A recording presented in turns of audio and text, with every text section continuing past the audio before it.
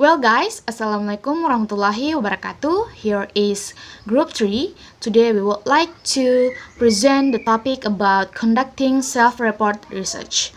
So here is our member. First is Sri Kasih Radening Sarkan, Abi Kurnia, Fitri Siti Nurain, Sabda Rahayu Sifawardani, Reza Nur Safitri, and the last is Hana. So today from the topic, we divided into 4 subtopics. The first is conducting a questionnaire study. Second is preparing the cover letter. Third is dealing with non-response. And the last is conducting an interview study. So let's start it. First is conducting a questionnaire study. First, state the problem. So, in stating the problem or topic studied and the content of the questionnaire must be sufficient significance both to motivate potential respondents to respond and to justify the research effort in the first place. So the questionnaire dealing with trivial issues such as the color of pencil preferred with 5th graders or the make of car favored by teachers usually end up in potential respondents' circular file. In defining the topic, the researcher should set specific objective, indicating the kind of information needed, specific aspect of the topic, as well as the kind of questions to be formulated should be described. So let's move to select the participant. In selecting participants, survey participants should be selected using an appropriate sampling technique. Although simple random and stratified random sampling are most commonly used in survey research, cluster, systematic, and non-random samples are also used. In some rare cases, when the population is small, the entire group may make up the sample. The selected research participants must be able to provide the desired information and be willing to provide it to the researcher. Individuals who possess the desired information but are not sufficiently interested or for whom the topic under study has little meaning are not likely to respond. It is sometimes worth the effort to do a preliminary check of a few potential respondents to determine their receptivity. Next, move to constructing the questionnaire. So guys, in constructing the questionnaire, as a general guideline, the questionnaire should be attractive, brief, and easy to respond.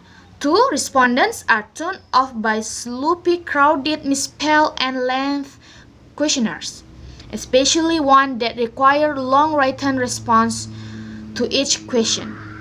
Turning people off is certainly not the way to get them to respond. To meet this guideline, you must carefully plan both the content and the format of the questionnaire. No item should be included that does directly relate to the topic of the study. And structure, selection type, item should be used if at all possible. It is easier to respond by circling a letter or word than writing out the length response. Identifying sub-areas of the research topic can greatly help in developing the questionnaire. For example, the 4 areas our superintendent identified could make up the 4 sections of questionnaire. Let's move to the next. In constructing a questionnaire, there are the important thing that the questionnaire the important thing that the questionnaire will have. The first is appearance. I couldn't spell it like the native speaker spell, but I'm trying hard to spell it. A good questionnaire must be visually attractive and the question briefly arranged in order to make the participant understand well. So the good questionnaire must attract the participant to answer the question. The next is carefully plan content and item formats. Clearly identifies the subtopic. If possible, use the structure item. To more effective, use responses that can be checked or circle rather than random. Next. Okay, the method to collect the data. There are 1, 2, 3, 4, 5 methods to collect the data. In every method have advantages and disadvantages. The first is mail surveys. In this method, mail surveys has advantages, can be confidential and easy to score most items. For the advantages, response rate may be small and cannot probe or explain and follow up items, and limited to response who can read the questionnaire. So the next is email. The advantages of email is speedy result. We can get fast result. Next is easy to target respondent. For the advantages is not everyone has email. For the village, there are not connection and very difficult to reach the connection, so they cannot to answer the questionnaire. Next is telephone. The advantages is high response rates, quick data collection, and can reach a range of location and respondents. But the weakness is requires phone number list, and it's too difficult to get in-depth data. And the last is administrator must be trained first. Move to the personal administration.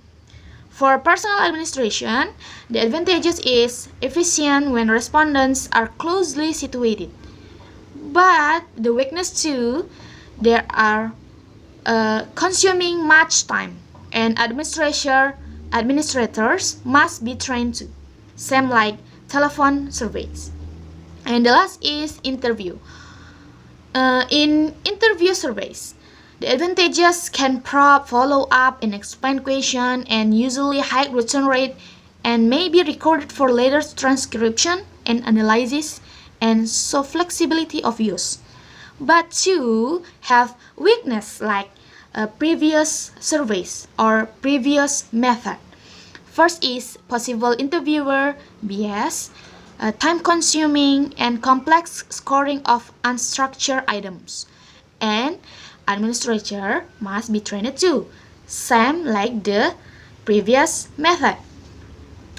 So I think that's enough from my explanation. The next explanation will be presented with my members. Thank you. Okay, right. I'm Sabdaraya Sifawardani. Well, I will continue explain about the types of item. The types of item consist of approach to writing an items and specific types. Approach to writing an items divided into two items. The first one is structured items and the second one is unstructured items. Structured items, also called a closed-ended item, where is asking the respondent to choose among the provided response option, such as circling a letter, checking a list, or numbering preferences. Then unstructured items, which the respondent has complete freedom of response. It means questions are posed and the respondent must construct a response. Unstructured items are simpler to construct. Their disadvantage generally outweigh their advantage. On the specific types, there are 4 types. The first one is scales, Likert, and semantic differential. Ranking is rank the following activities in order of the importance. Then checklist, check all of the following that characterize your principle.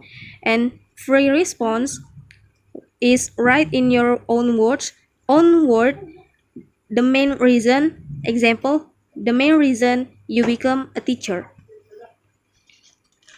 Then the qualities of good items is address single concept and avoid jargon, then include point of reference,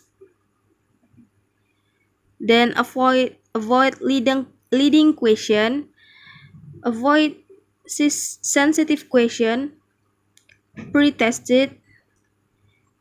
We don't assume facts not necessarily true, and provide information on how to respond. On questionnaire design, do not crowd item together. Leave sufficient space whenever respondent must write the answer.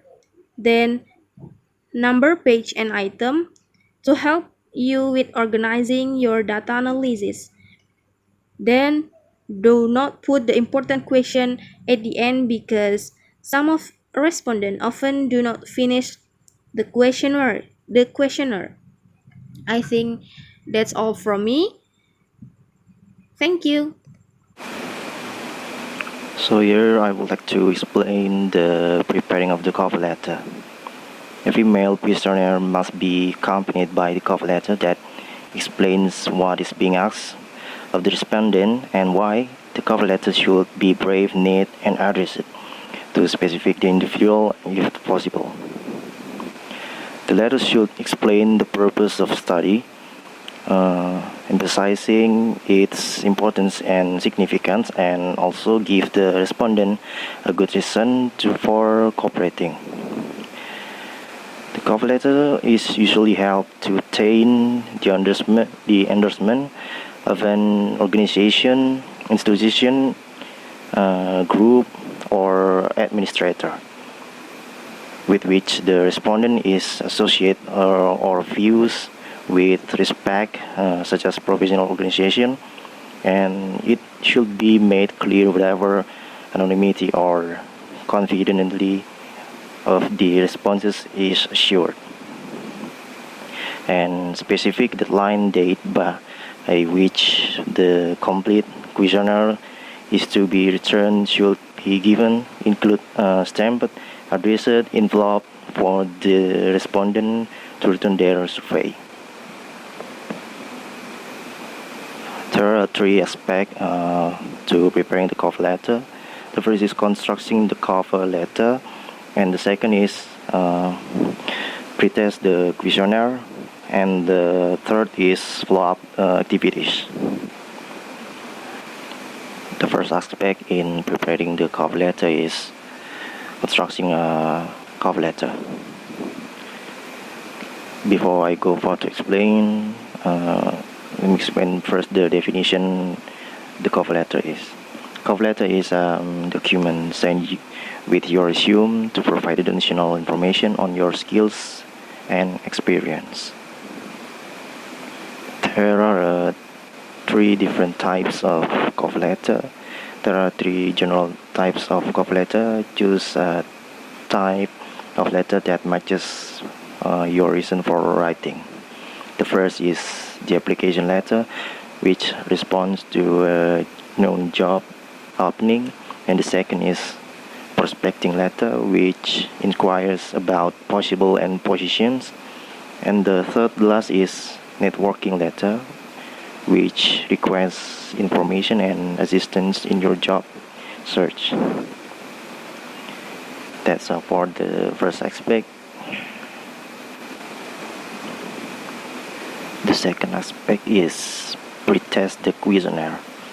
The questionnaire and cover letter should be tried out in a field test using a few respondents who are similar to those who will respond to the questionnaire, and pretesting the questionnaire yield the data concerning instrument definitions, as well as suggestions for improvement. Omission or unclear or irrelevant items should be revised. Too often, neglect procedure is validation of the questionnaire to determine if it measures what it was developed to measure. So the third aspect and last aspect is conducting a follow-up activities. If your percentage is returns to this low, the validity of your conclusion may be weak. An initial follow-up strategy is to simply send out a reminder postcard. And full-scale follow-up activities are usually begun shortly after the deadline for responding has passed. So that's all for my explanation about the preparing the cover letter, and thank you for hearing my explanation and have a nice day. For letter characteristic. First, brief, neat, and personalized. The letter should be brief, neat, and, if possible, addressed specifically to a specific person. Second, give a reason to respond. Give respondents good reason related to how the data gathered will help the respondent and the field in general. Third, give means to respond. Include a mailing address, phone number, or email address where you can be reached in case potential respondents if they want to ask questions. Fourth, promise anonymity or confidentiality. The promise of anonymity or confidentiality will increase the truthfulness of responses as well as the percentage of returns. One way to promise anonymity and still be able to utilize follow-up efforts with non-respondents is include a pre-addressed stamped postcard with a questionnaire. Okay, I will continue our explanation today, and I will explain about dealing with non-response. So, when we have done research by distributing questionnaire to be filled in by the samples we have chosen, sometimes not all samples will fill out our questionnaire, but usually only about 60% of the total sample can fill out the questionnaire. The usual approach to dealing with such non-respondent is to try to determine if they are different from respondent in some systematic way. This can be done by randomly selecting a small sample of non-respondent and interviewing them either in person or by phone. And maybe they have many reasons why they are not interested in filling out. In addition to non-response to the questionnaire in general, you may also encounter non-response to individual item in the questionnaire. If respondents don't understand an item or find it offensive in some way, they may not respond to it. Non-response to the entire questionnaire is usually more frequent and more critical than individual item non-response. The best defense for item non-response is carefully examination of the questionnaire during your pre-test. And in dealing with no responses, we have tabulating response and analyzing result. In tabulating response, we have two items. For the first is closed-ended items and open-ended items. And in closed-ended items, we have Scantrons, electronic spreadsheets, and statistical software. The easiest way to tabulate questionnaires' response is to have participants mark response to closed-ended questions on a scannable answer sheet. If scannable answer sheets aren't an option, then each respondent's answers will have to be entered one by one into a computer spreadsheet. For example, electronic spreadsheets is Excel, or we can use statistical software, or for example SPSS Windows.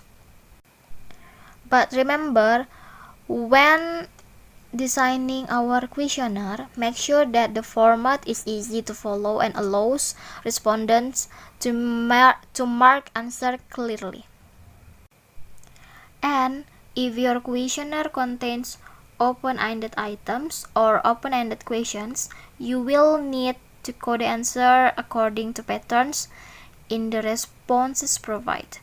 With a qualitative software program, you can examine your textual data, code it, and generate information regarding the frequency and the nature of various code. And then for analyzing result, we have four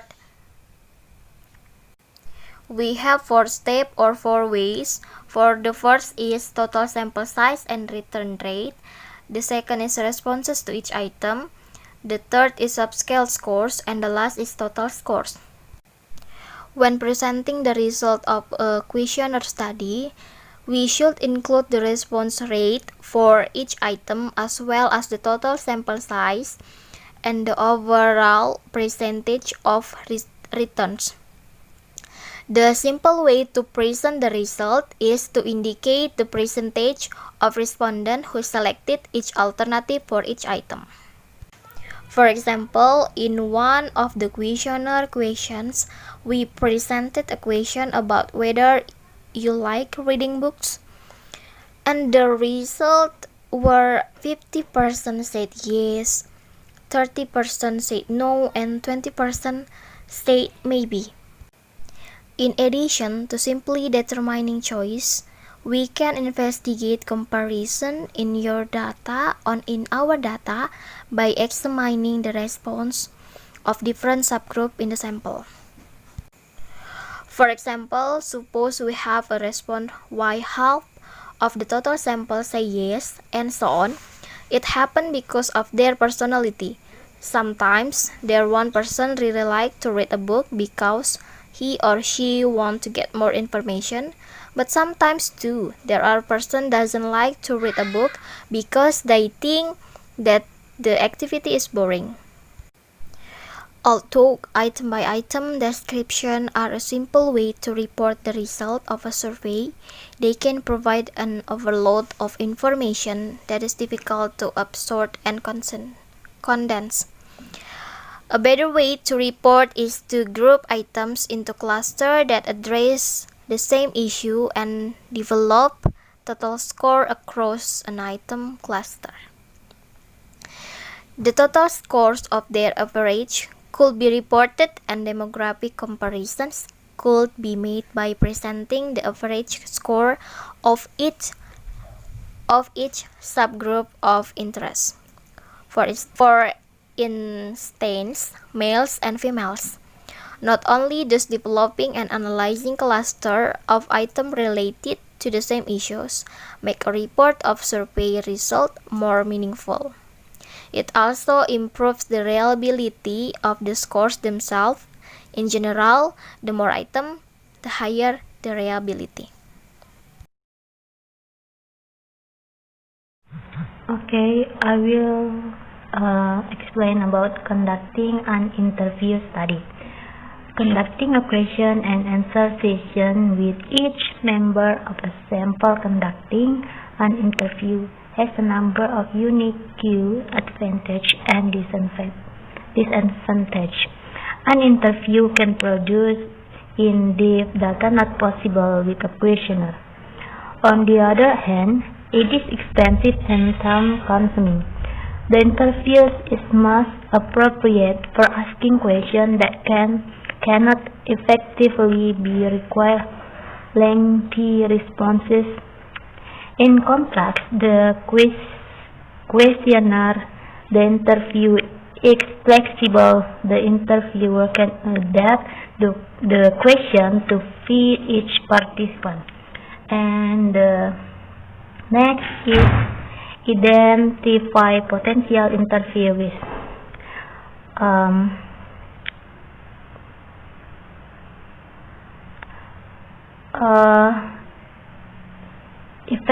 Effective communication during the interviews is critical, and interviewers should be well trained before the study begins. Getting the interview off on the right foot is important. Before asking the first formal question, you should spend some time establishing rapport and putting the interviewee at ease. Explain the purpose of the study and give assurance that responses will be kept strictly confidential. And the next is practice the interview. Before the main study begins, the interview guide, procedures, and plan analysis should be tried out with a small group from the same or a very similar population to the one being studied. As with written questionnaires, feedback from a small pilot study can be used to add, remove, or revise interview questions. Insights into better ways to handle certain questions can also be acquired. Finally, the pilot study will determine whether the resulting data can be quantified and analyzed in the manner intended. And the last is contact an interview guide.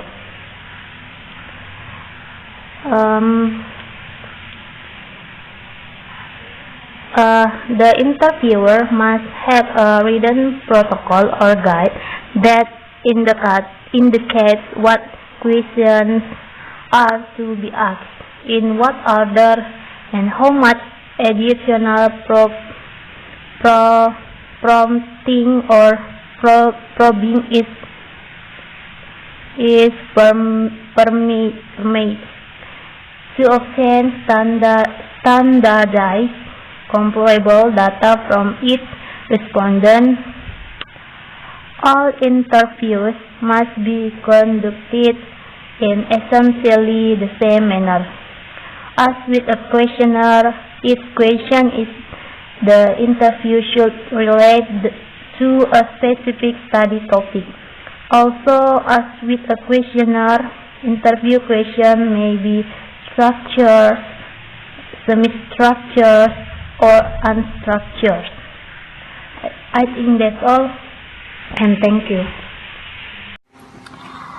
Okay, I want to explain about advantages and disadvantages of interview study. Advantages: more in-depth.